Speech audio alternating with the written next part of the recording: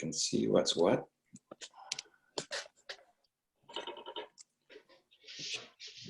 Give you a little more. So I've muted my mic and I put it on record for us. Okay. So, Coho Blue. I'll show you the different sizes first. Let's go to, get out of there. Here, so I can see what I'm doing. So that's on a size 2 hook, salmon hook. And that's on a size 6. Oh, it's bigger than that. And then a size, 6, and then there's a 10. But you can tie it in different sizes. The bigger ones, I think, are literally the salmon flies. This one is more likely we would use for fishing for coho and steelhead in moving water. So the hook for that one is this guy here. It's a Hanek size 10 barbless, 2x long hook. It's, I think it's high nickel content, which is why it's got that black color to it.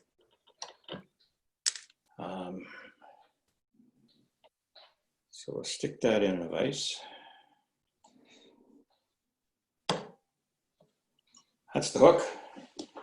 Thread, I piddled around. I used some Vivus thread, but that is actually, it's not a spun thread, in the hopes that I can make the body flat, but that didn't work out so well. So I've just gone with 6/0 black. The tail is this guy here. It's a blue saddle. I don't know where I found that one. I think I got that when we were tying some Klausers in oddball colors. The rib is, this is oval tinsel. And this one, I'm not sure what it's made out of. I have a spool of oval tinsel that's French silver, but it tarnishes, so I'm not using that. That's probably as old as you because it's still got the wooden spool. Oh God, yeah, that is old. That's probably from the hook and hackle back when I was 18. I remember the wooden spools. And then this is the widest tinsel I have. It's a number 12, and it's gold on one side and silver on the other. It's a Mylar. And you need the wide stuff if you're going to do a long shank hook, otherwise you're winding forever. And also it allows you to overlap the wraps, so you don't end up with the black thread showing through. The underwing is polar bear. This one got mangled somewhere along the way. I have another one that's a little too long. And then the under hackle is a white saddle. So there's your white saddle. And that's it. So we'll tie on at the head. And then I'm going to wrap all the way down and reasonably close together wrapping it. I mean, if you wanted to be really picky, this is wiggling around on me so much. All right. There. Okay. So I wrap right down to the bend and not past the bend. So I don't want to go around the bend part of the hook because I want the hackles, when I tie them on, to stick up a little bit. And to make sure they stick up, the last few wraps I'm going to make a little bump here, right at the bend of the hook. I don't know if I can, that might help a little.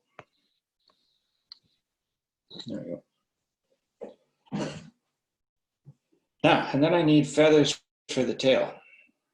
And I'll show you I'll do one so you get a feel for what I meant by prepping the feathers ahead of time. So you see when you take your feather off the skin, it's curved. So what I do is I take it and put it on my forefinger, and then I put my thumbnail on it right at the front. And with a little bit of pressure, I pull the tip of the feather towards me a bit and pull the feather between my thumb and my finger. You see it gets a little curve up when it does that, but it flattens the curve out that way. So now to straighten it out, when I pull it through my finger again lightly, I pull down on that, and I find where it bends. I pull down. And that will, if I do this a few times carefully, that takes the curve out and the curve that way. So and that keeps it from having the feathers cupped like this so they cross over if they're cut too much.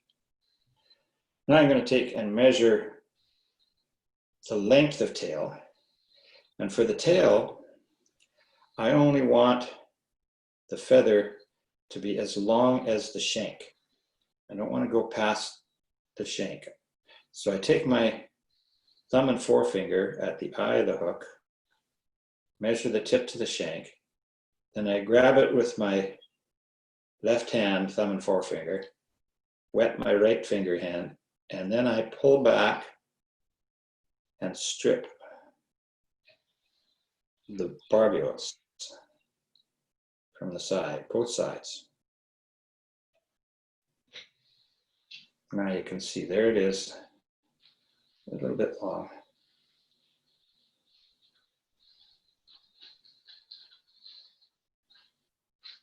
Now to make this easier to handle, I'm going to snip off the back end. And I'm going to go get another feather. And this one still has a bit of a kink in it. So I'm going to straighten them out. I'm going to do the same thing. I'm going to measure them, shank length, pinch it with that left hand, and then pull these barbules back.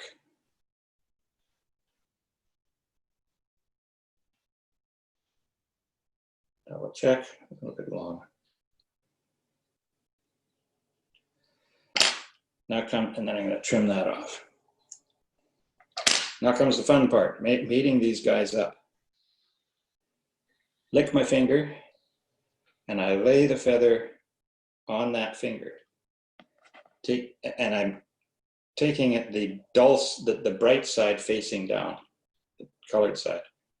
Then I take the other one, and I don't lick that. I put that right on top. So the tips are lined up now. See those? And then I'm going to grab them in my left hand, right near where the stems are, and I'm going to lay them right on top of the hook. Now to make them sit nice, before I tie them down, I'm going to take my pliers, and I'm going to go in here and I'm just going to flatten the stems a little bit. And then I'm going to wrap over top, cinch down, and wrap right in front of the bump. And that should make those guys stand up a little bit. And if they don't stand up enough, and then I'll come lift them up and put one wrap behind.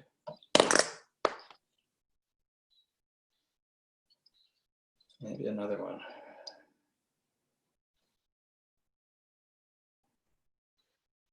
And that causes them to stand up. So see how they don't go in line, they kind of stick up a little bit. So that's the tail.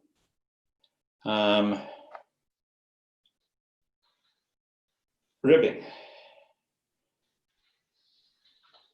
And I'm going to take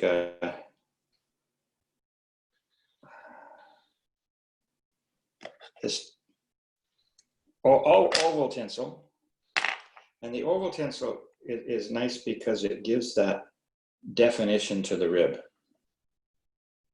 And I'm going to tie this on so that I get a nice smooth body. I'm going to rapidly bring my thread up to just behind the eye. And I'm going to tie it on there. And I'm going to wrap it on so that the rib is on the far side of the hook away from me. Because I'm going to counter wrap this rib. And I want it to start on the far side of the hook. So I wrap that right back to the tail. So far, so good.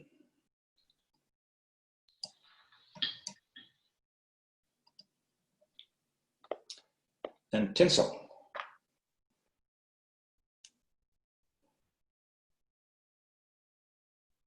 And this stuff, I always have trouble getting to go back in the little notch on the spool so that it doesn't unravel on me.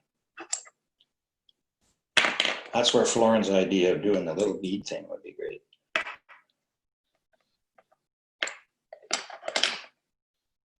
Now when I tie the tinsel on, I'm going to come forward a little less than 1/4 of an inch. And I'm going to tie the tinsel on top, and you'll see it's got a silver side and a gold side.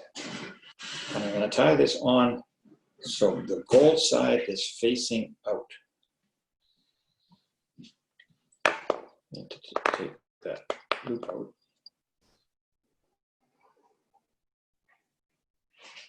Come on.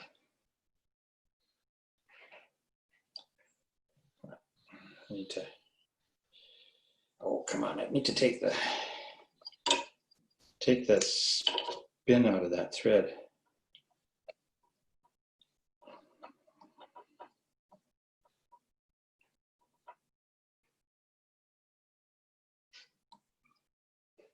That didn't go on right. Let me get my glasses wherever the hell they are.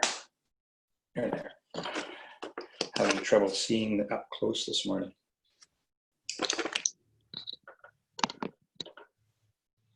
That's better. Gotta be able to see what you're doing. There we go. So now I've got the gold side out.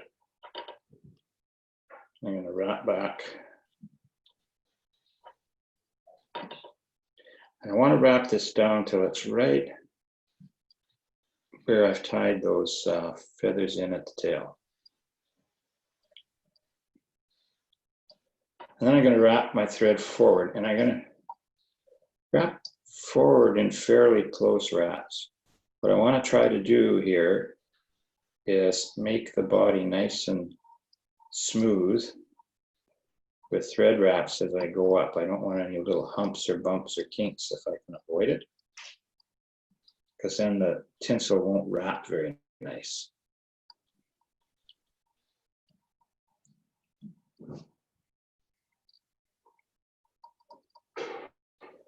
And when I get there, I'll tie a 1/2 inch.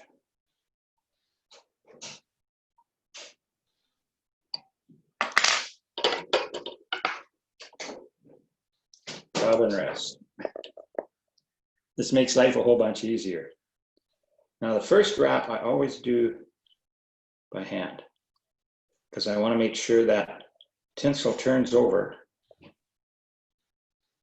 And then I make another couple of wraps by hand to get the progression of the tinsel started with a little bit of an overlap.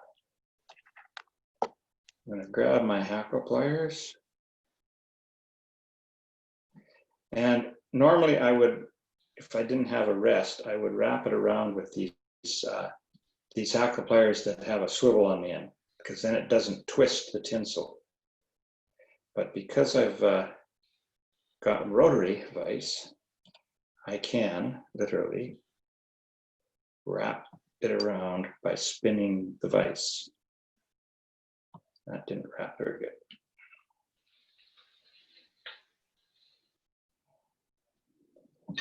So you see I'm making an overlap. Shoot, I didn't go. Come on. wrap. It's avoiding the hook shank sometimes is the tricky part. Yes. Why are you doing this on me? Where the overlap is, it's tending to kick up a bit. For some reason, dang it. I'm gonna have to do a few more manual wraps, I think, to get this to sit where I want it. There we go. Didn't get it tight enough. That was the problem. All right, so we'll manually wrap it. Helps control the angle a little better. So you don't end up with these. You can control the tension a little better. Dave, you got silver side out, yes? Yep, that's the whole idea is to do it so you do end up with silver side out. In the old days, they had silver on one side and gold on the other. They don't do that anymore. Yeah.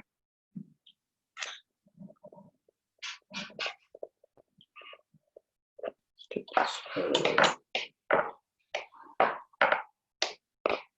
That's better. So with the hackle plier, that's better. This is always the hardest part of the fly, is getting this tinsel to overlap and cinch down so that it doesn't create some funny bumps. I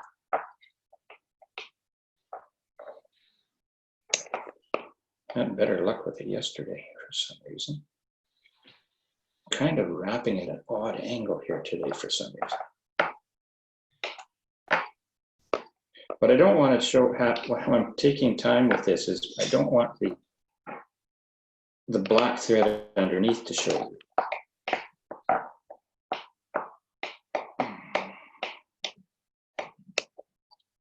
There we go. Come on.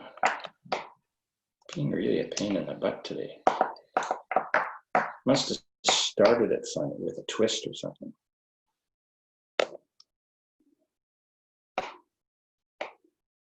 Now I'm up here, it doesn't matter so much. I'm right at the eye, so I can do that.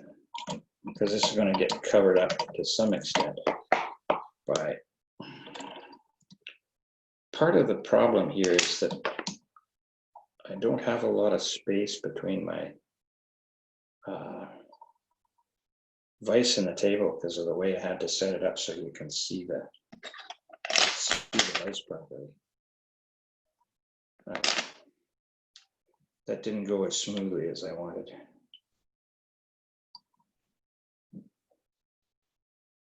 All right. Now I'm going to take the rib and I'm going to wrap it the opposite direction. And I'm going to open spiral it up so that I end up with 5 or 6 wraps.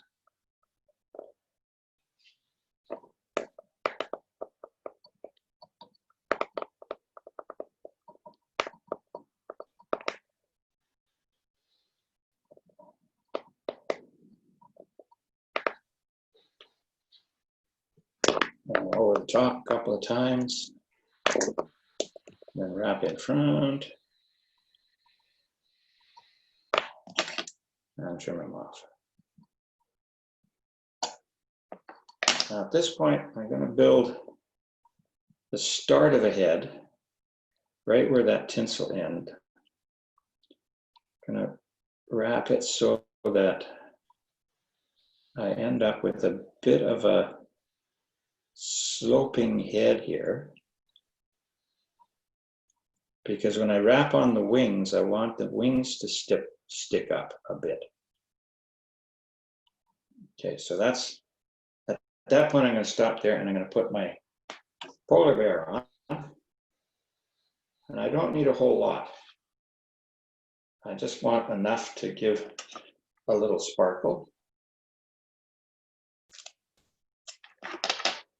So there's the clump of polar bear.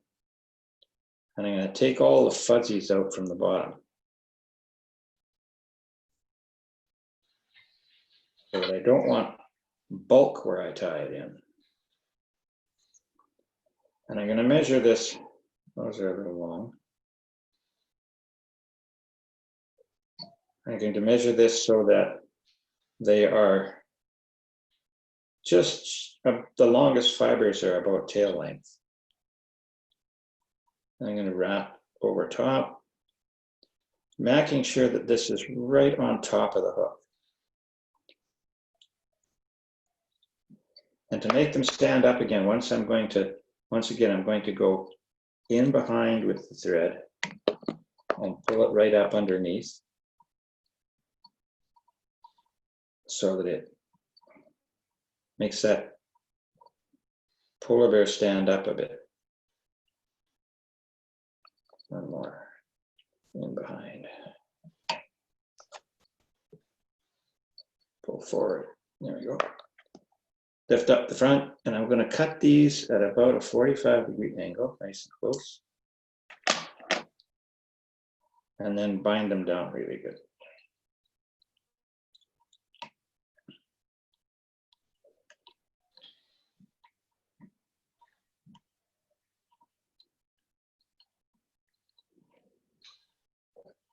This is also the start of making the head of the fly.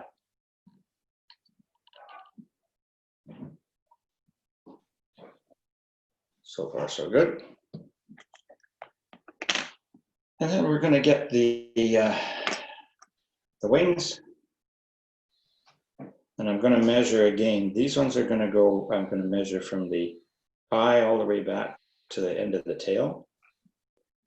And I'm going to do the same thing as I did before. Let's strip these barbules back. It's about right, a little bit long. And get the other one and do the same.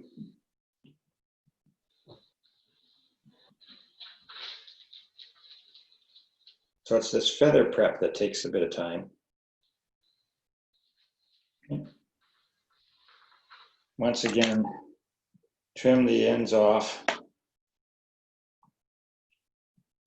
I'm going to mate these up again, the same way I did the other ones.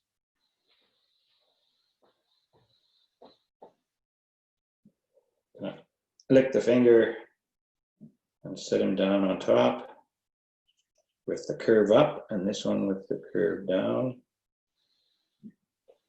There they are. There we go. And I'm going to set them right on top.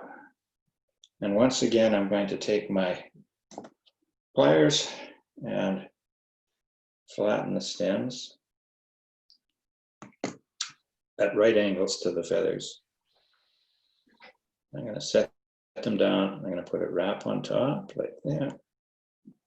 And that one didn't catch. Oh, I see what's wrong. One's much longer than the other. I have to even them up. One feather was too long. So I need to get these stems working.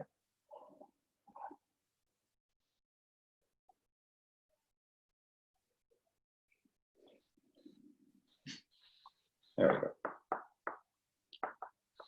Hold them there at about a 30-degree angle.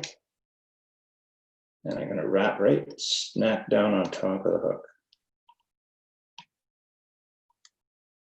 Good and snug. So there's your white feathers. Trim them up. Now for the other feathers, it's a little different approach. Okay. So now again, I'm going to measure length of the hook.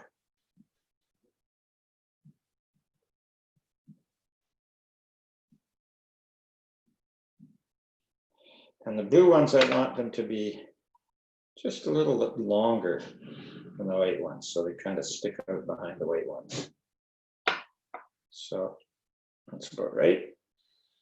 This time I'm not going to take that thingy off. I'm going to do the other one.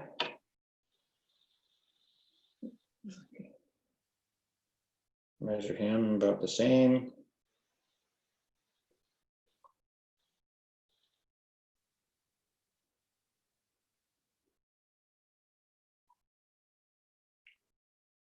So those two feathers should be approximately the same length.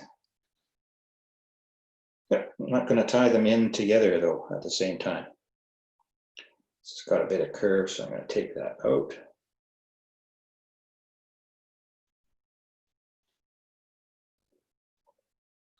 And I'm going to take this blue feather and I'm going to tie it on the side this time. And I'm going to tie it right beside on the far side of the hook. A couple of wraps, and then to cant it up the right way, I'm going to give it just a little tug through to the thread, and I'm going to wrap those guys down. Now I'm going to take the other prepared feather and tie him on the near side, on the side of the hook again, at that same angle as best I can.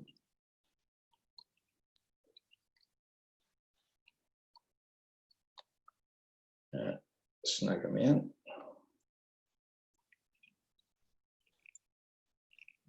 And then I'm going to pull both of these guys back to lock the feather in.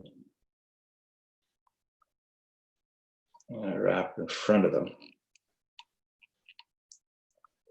And that little kink will make sure that those feathers don't pull out.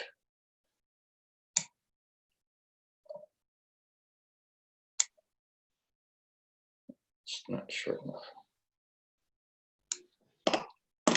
Okay, now they're all sitting up there. And I finished the head. I got these little stragglers out of here.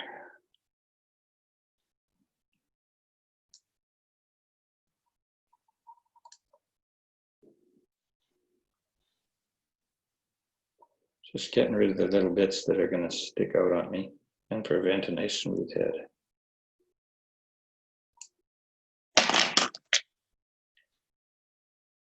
Make sure everything is up. There we go.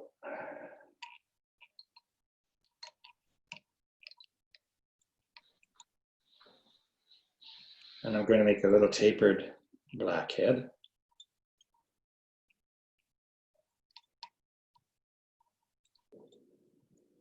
Not bad. And then whip finish.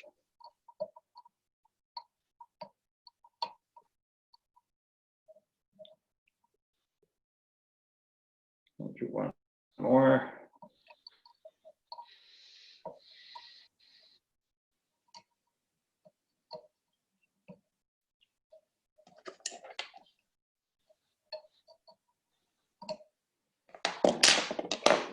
And then to finish him off, I'm just going to make sure all these guys are standing up nice.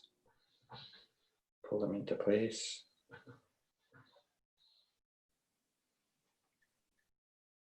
That's about right.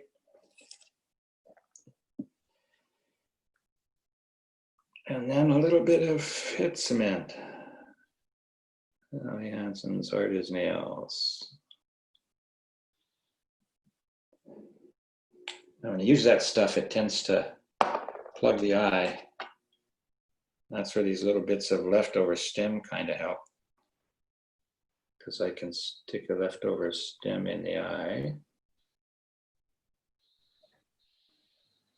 And it'll get all the glue out. And that's him. Done.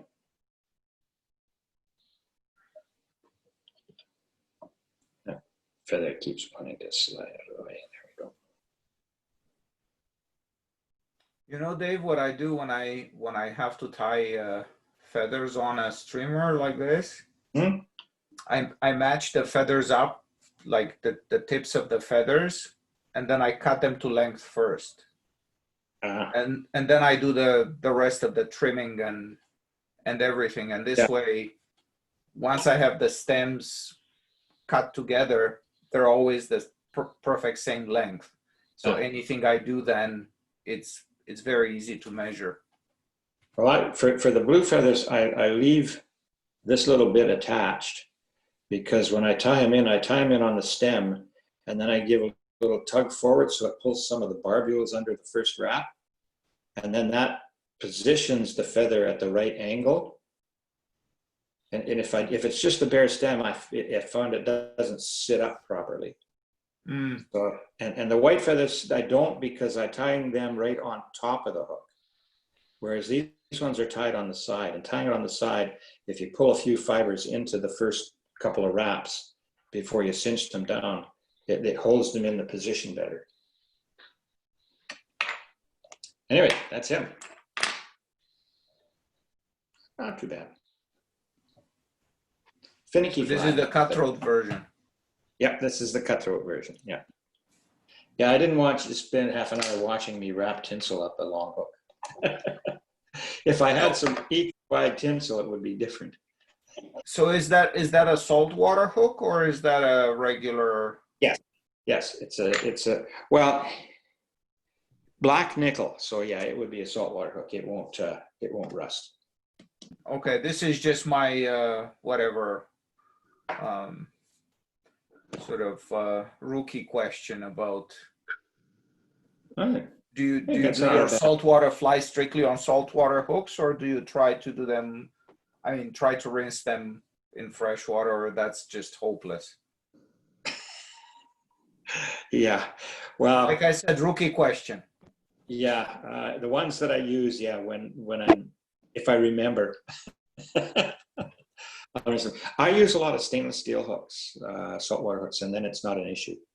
Yeah, I use stainless steel when I'm fishing in brackish water, which is salt and fresh. And the only problem with the hard wire hooks, like these black nickel ones or the stainless steel, is it's a hard steel. So when you're trying to remove the barb, this is what happens.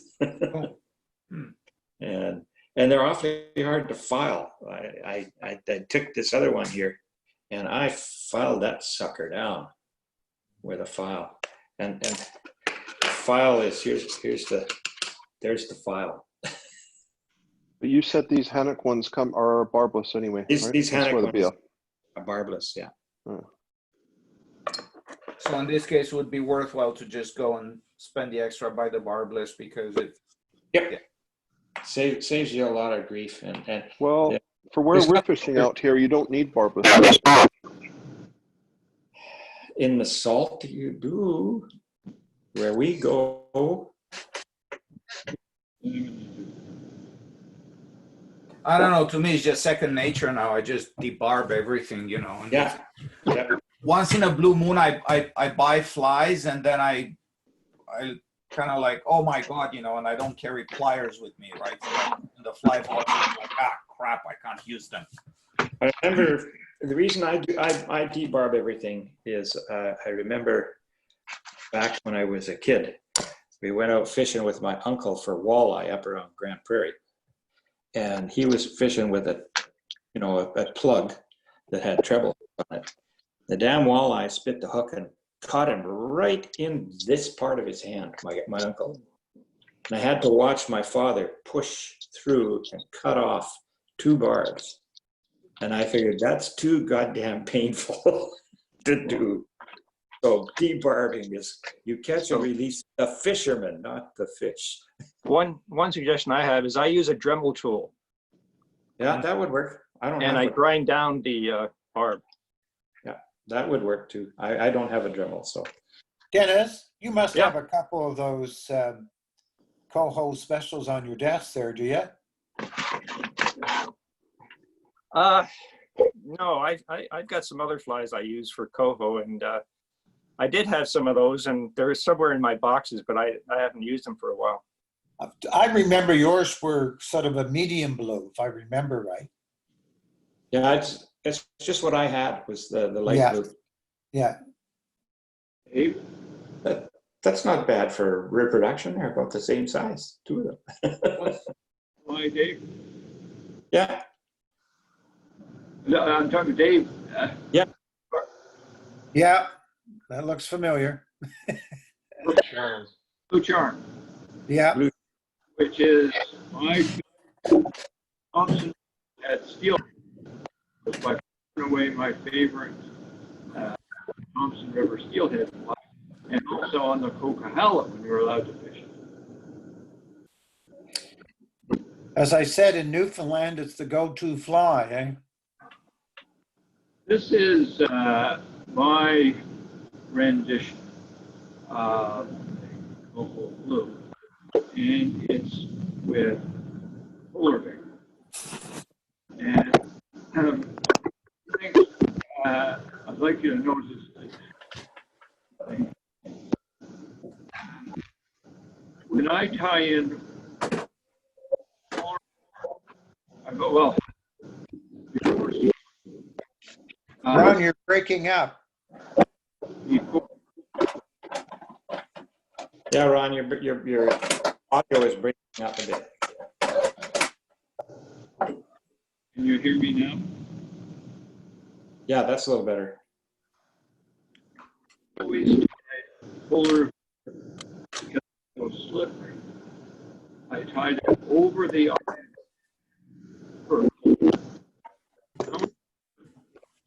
then bent it into position, and then tied it. And that kept it from slipping out. There's in a few fish, it's amazing. Pull it right up, tie it lock. Of course, with super glue, that becomes less of a problem. So that's all polar bear?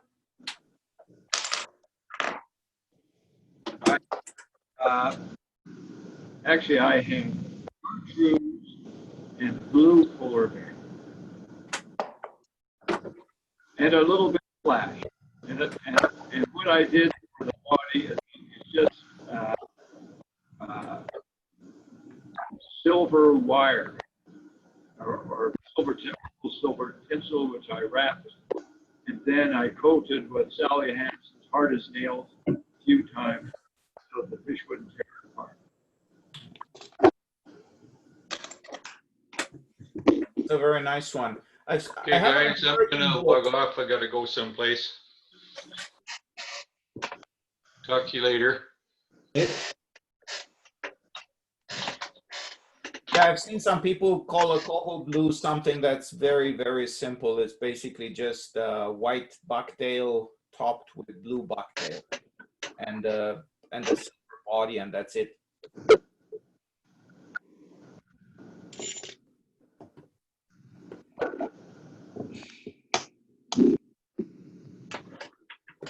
So Florin, when we're going to your fly here, you're calling this a March Brown, right? The silver color March Brown. Yeah. Can you allow screen sharing, please?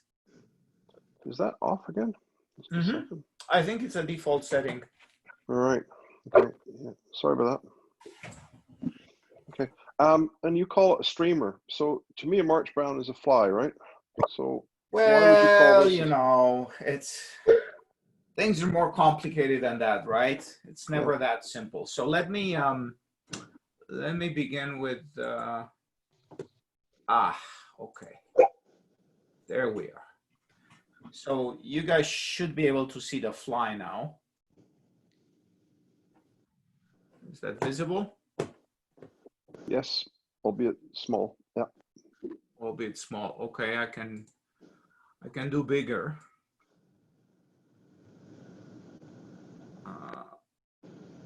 Move my camera here in place.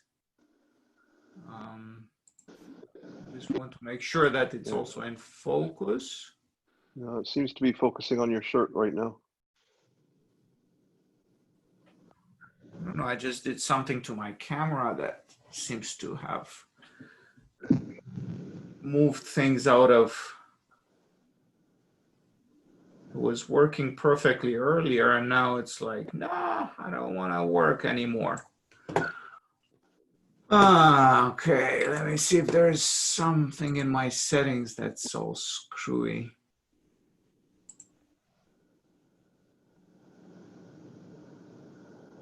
That's better. Is that better? Yeah, sorry about the, I thought I had tinkered with it earlier and it was all set up, but apparently not. So this is a book I have, which is called Guide to North Country Flies. You guys might have it in the library or on your shelves at home. What's the author's name? Mike Harding. And lots of pretty flies in here. I just like, you know, flip through the book and I go like, oh, this looks pretty good. So this is the picture in the book. Okay. And this is the standard dressing that's given there, which is what I gave you and Dave posted. Okay. And you know, you tie this in smaller sizes, and it's a nice little wet fly. I do it as small as 14s. But then, you know, if you go to a big size like an 8, like this, I think it makes a passable streamer. You know, wet flies anyway are a bit of a, you know, when you're doing fancy flies like this, it's not clear. You're blurring the line between insects and streamers. Okay, so this particular version here, which still looks small on the screen, is tied on a size 8 hook. Okay, and to give it a bit of weight, in this particular case, I went to the Masted 3399, which is a heavier wire hook, just because I like to have that little bit of weight. Okay. Alternatives are whatever you like to use for your wet flies. Anything works there. So here's a sample of them. Some of them the thread doesn't look as bright, and these are the freshly tied ones where the thread looks pretty bright. As you can see the difference. And then what I do with this is I vary a little bit the color on the body, and I do things where I tie with either tinsel bodies or I do dub bodies. So I do a little bit of either. Okay, the other thing I do is, because the silk thread, which I actually do have in the correct color, and this is kind of what a color looks like. I would describe it as a pumpkinish orange, right? So it's not what you'd call an orange like the fruit orange, but more of a pumpkinish shade. Now that's fairly thick thread, so especially on the smaller flies, to avoid bulking things up, especially when you do tinsel body, as Dave pointed out earlier, you do want to avoid bulking things up like the plague, because that just messes up your body big time. So what I do is I start the fly and I just use 8/0 uni thread to do my fly up to the point where I have to do the the final finishing. I just do my underbody here.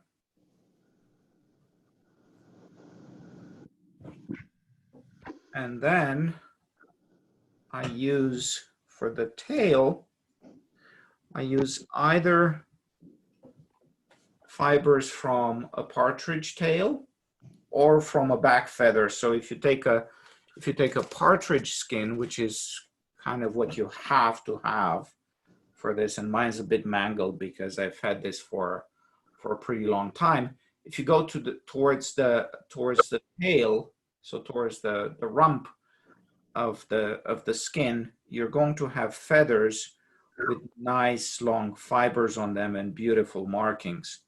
So if you take one of those feathers, you can see they're like big and pretty. You take one of those and you take a little bit of a clump, but here you want to go in the kind of the nicest part of the feather. Just take the prime stuff. It's basically just one side. And I like these because they're kind of nice and soft, as opposed to the partridge tail is still soft, but it's not as soft as the body feathers. So take a little clump of these guys and I measure something like body length on it. And I set it up here in the back and lay it down nicely. Whoops, one straight fiber. Okay, so here's my tail. And then I go and I wrap towards, I'm not cutting this because I want my underbody here to be as even as possible. Okay, so I go all the way to the front. Now the next thing I do is I put down some wire and I start right at the top here. So right at the front. So I put my wire on top of the hook and start wrapping backwards.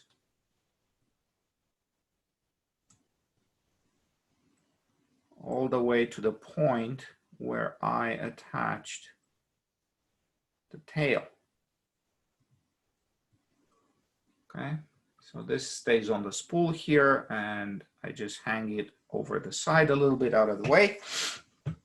And now for the tinsel of course comes with its own spool keeper, and they've already explained all the fine points, so I don't have to do this over again. Tied gold side up. Oops. Now I'm going to do a double wrap here, so let me go to the front and tie it on top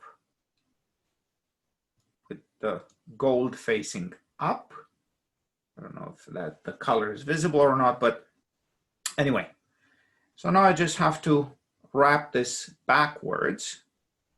So I go, and the first wrap basically gives me the silver now on top. And I try to do tight, slightly overlapping turns while still keeping the spiral so this thing does not develop uglies on me. Okay, so this is hard to get done neatly. I haven't quite worked out how to do this very nicely, but the thing is I find that the using the spool keeper here does help with doing this right off the spool, and it's, in my experience, better than playing with, see, this is the first ugly here. Oh well, I find it much easier to do than with hackle pliers, rotating or not, because I can actually do, this is slippery stuff, it's mylar tinsel, and I actually find that with hackle pliers, I cannot do the correct amount of tension that would be required.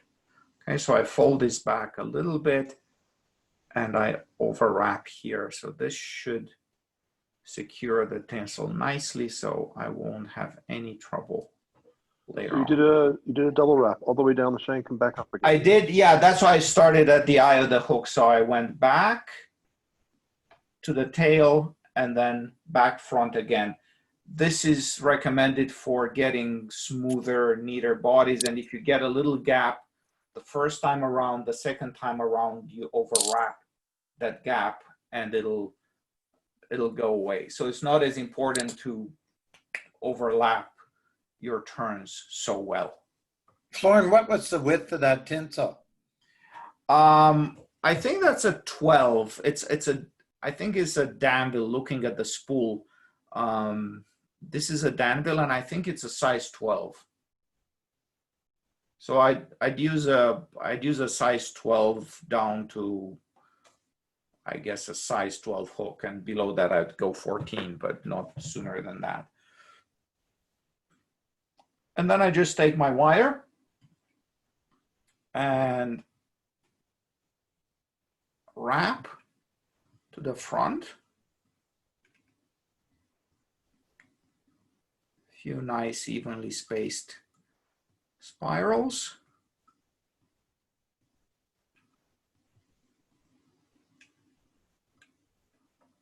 Again, here, this is where I find that having these spool keepers is really, really handy, because it allows me both control and good tension on the wire. Okay, break the wire off, and we're getting somewhere. Now, the next thing is going to be doing the hackle. Just have a little bit of tinsel here that I don't like the looks of. Okay. So the wire the wire end you don't tie on I the thread, don't. you just leave it.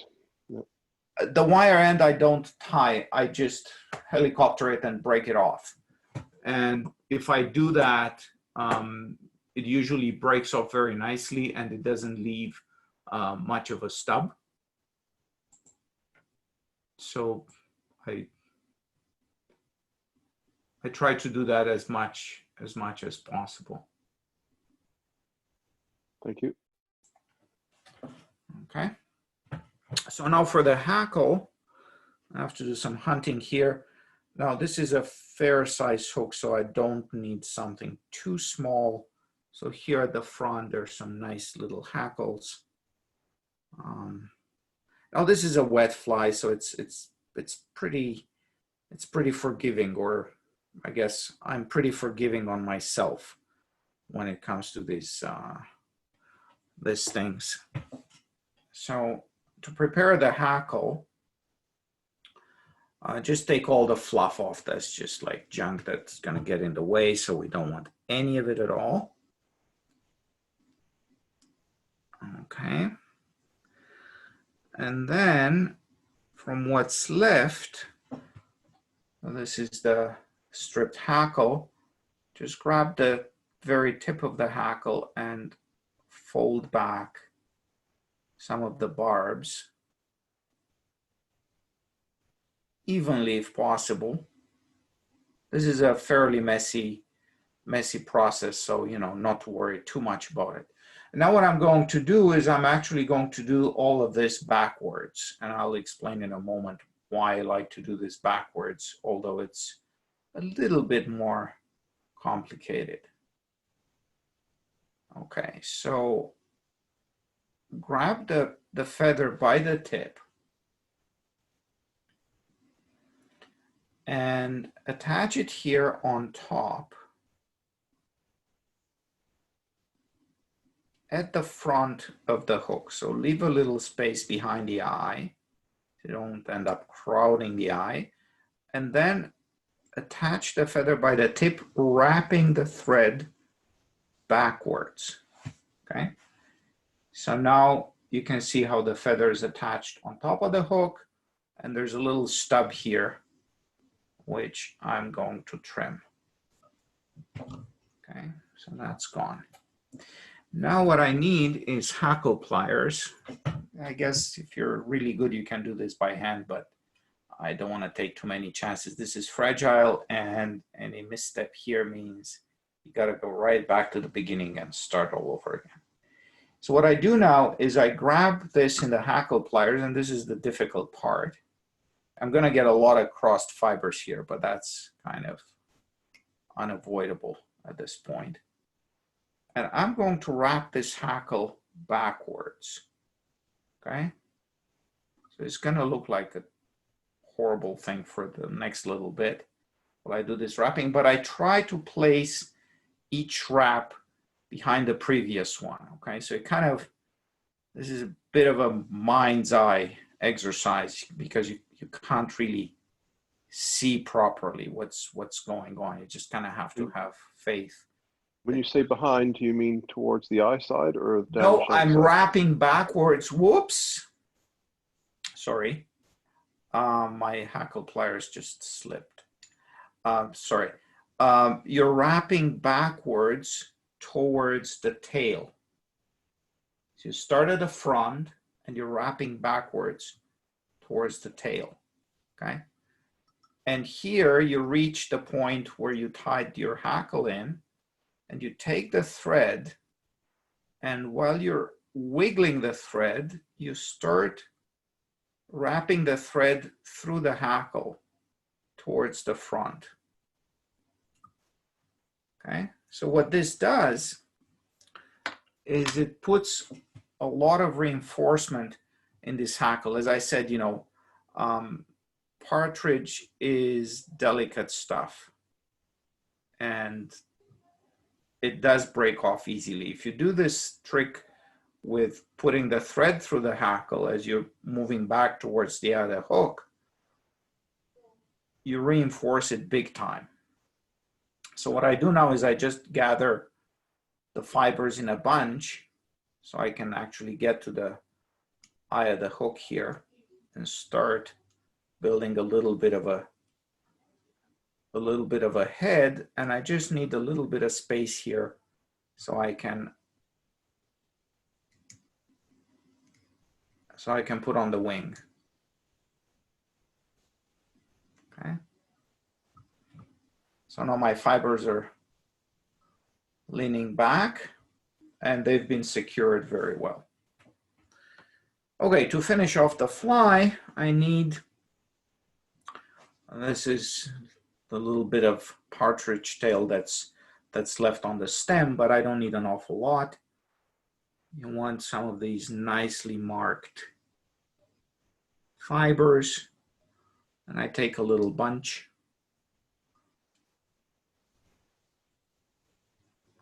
Usually these are going to be bunched up, so you know, no more than the gap width of the hook. And if your fibers show a pronounced curvature, to give it that kind of cool look, you just try to do it so that it just bends down rather than sticking up. Okay, so measure it up here, and a standard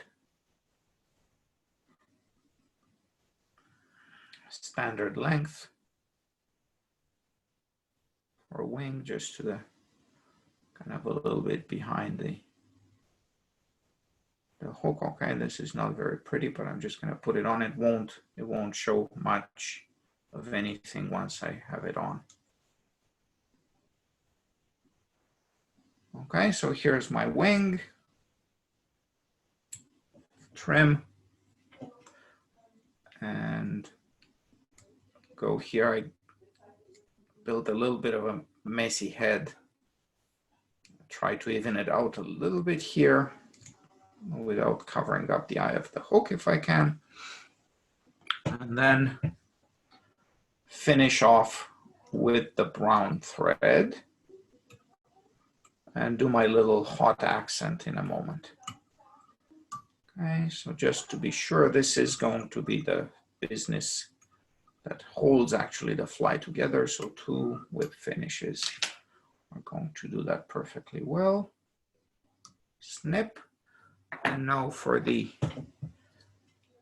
original Pearsall's hot orange. Here I have to be careful. This is a lot thicker than the 8/0. And it's also a little bit slippery. If you don't like the very hot orange, you can wax this a little bit, kind of the traditional way to give it that sort of darker color and have the wax help hold everything together. So here is the hot head. And yeah, it's a little slippery here, so it's just sliding to the eye of the hook. Not very good. Whoops. And I broke the thread. Brilliant. Okay. So let's try to salvage this. I broke the thread again. Bummer. Okay. This is what happens to us all. Let's get back to the, it looks like I was running through a bed patch of thread in there or something. I mean, this is, yeah. Oh, that never happens to me. What are you talking about? Oh, no, no. You watched me, what, 2 weeks ago when I was breaking that black monocord thread like there was no tomorrow. Yeah, it was crazy. Trying to thread this by hand because I don't know where my little thing is. Okay, there you go. That's the beauty of these ceramic tubes. They actually do occasionally let you thread by hand. Okay, let's try again. One more time. Maybe this time luckier than the previous one. So.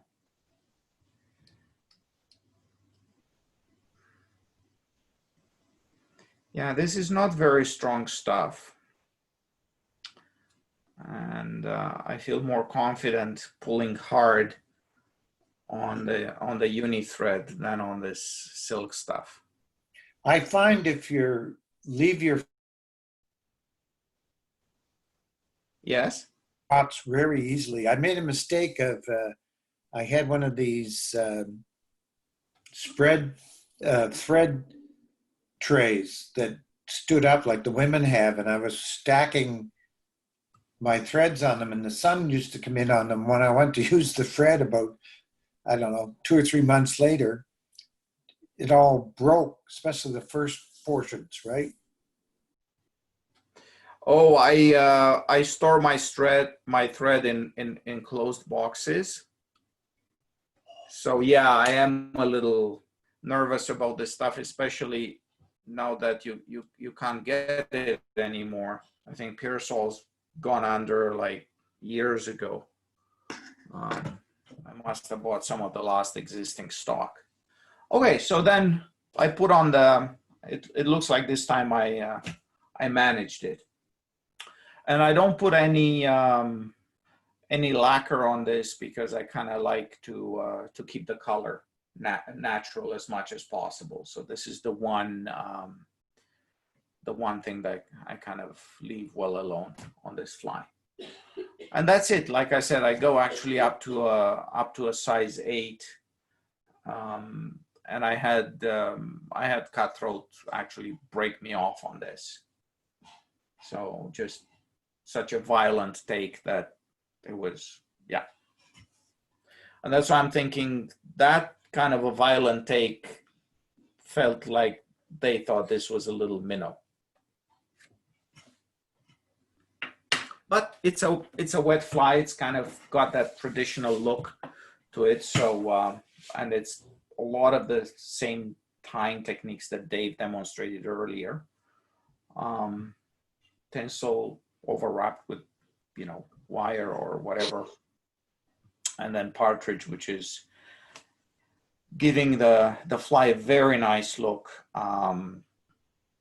But it's a little bit tricky to work with. The other the other variations are, of course, your tinsel has a silver side and a gold side. I do these things in gold, and I've posted a picture so you can see what those look like. The other thing I do is I mix this custom blend of hare's ear with some yellow sparkly dubbing, and that actually gives a green hue to this fly. And I like to fish that when I'm in the vicinity of waters that harbor green drakes. And the other thing I do is, for even more variation on this, I have a partridge skin here that's dyed olive, and I just replace all the standard partridge, gray partridge ingredients with the dyed olive version, and that gives a green version of this fly. So it's pretty versatile, and like I said, I had good fishing with this fly in both the smaller sizes and the large size.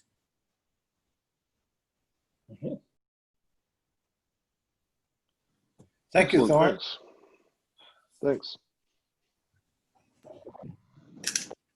So you were using a brown thread at the beginning. Was that a number 8 or I something? Just a use, regular? basically something neutral. I could be using, brown is kind of the choice color here. I mean, this particular fly, right? It's using brown feathers, so the brown thread is inconspicuous. You always have a little bit of it showing at the tail end. It's pretty hard to perfectly cover that up, but the brown blends in with the feather, so it doesn't stick out. If you tie this with the orange feather, you'd have a hot spot at the tail. Maybe that's important. I'm not sure. If I did this in olive, of course, I would probably be tempted to switch to olive thread. It sort of looks like a version of the March Brown. Well, that's basically what it is, yeah. That's what the book says. So that's what and I recommend this book, if nothing else, if you like to look at pretty fly pictures. It's just, oh, it's I gorgeous. looked it up on Amazon just now. It's $75. What? Yeah. I do spend money on books, but I don't recall having spent so much money on I books. don't remember that being that expensive. Yeah, I mean, okay, I had it for a while, and the back here it says 15 pounds. That's like, even at the worst exchange rate, it's no more than $30. Yeah. Try a UK source. You might be able to Get a better price. you might be able to get a decent price, and also on the secondhand market, it's got to be available. I mean, this is like, okay, the only way I can think it would be that expensive if it's out of print or something, and then it's people are trying to, make Yeah, I money think that's off the selling problem. old copies of this. Yeah. What's the name of the book again? It's called A Guide to North Country Flies and How to Tie Them.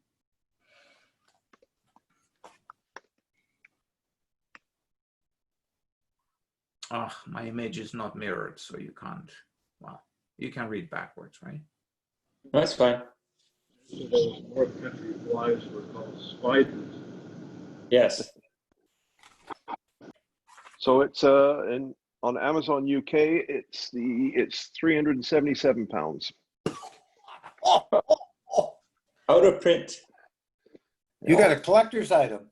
Oh, crap. I have to put it on the shelf and not touch it anymore. Well, you guys let me know if you want anything out of this, and I can take some pictures and scan something, But yeah, it's got a lot of interesting things, and a lot of the English classics, those Yorkshire flies, and We could do a simple partridge in orange, partridge in green. yeah. So for the partridge and orange, basically, drop the tinsel, drop the wire, drop the tail, Everything. drop the wing. What else is there? Okay, keep the thread. Yeah. Keep the thread and the hackle. Yeah, that's about it. That's about Maybe a teeny bit of dubbing. maybe a tiny I could bit do of one of dubbing those for thorax to. That does two things. It helps kind of keep your hackle up. Now, to keep the hackle up, the reference I would recommend, and that's where I didn't invent any of these things. Dave Hughes has a book on wet flies, which is a most wonderful book. It's well written, it's very clear, and it's got tons of very kind of useful fly tying advice. And he shows you there, I think it's Dave Hughes's wet fly book. shows you different ways of tying a wet fly hackle, which is particularly relevant for partridge. And one of the techniques is this backwards tying. So that's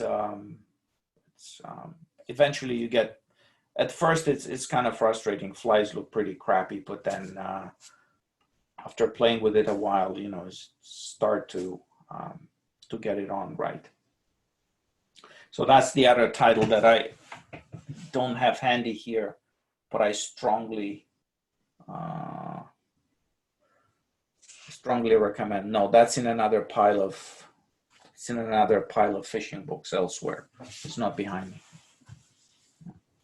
Yeah, one of the things you can do with the partridge hackle is just strip half of the barbules off it and just wrap half a hackle. For a lot of the traditional wets, they're tied very sparse. So you only have a few bits. The spider patterns are tied that way pretty much. Yeah, and then there are the other hackles that you use for some of these patterns, like starling. Yep. Is another one. Then there are the grouse based Yep.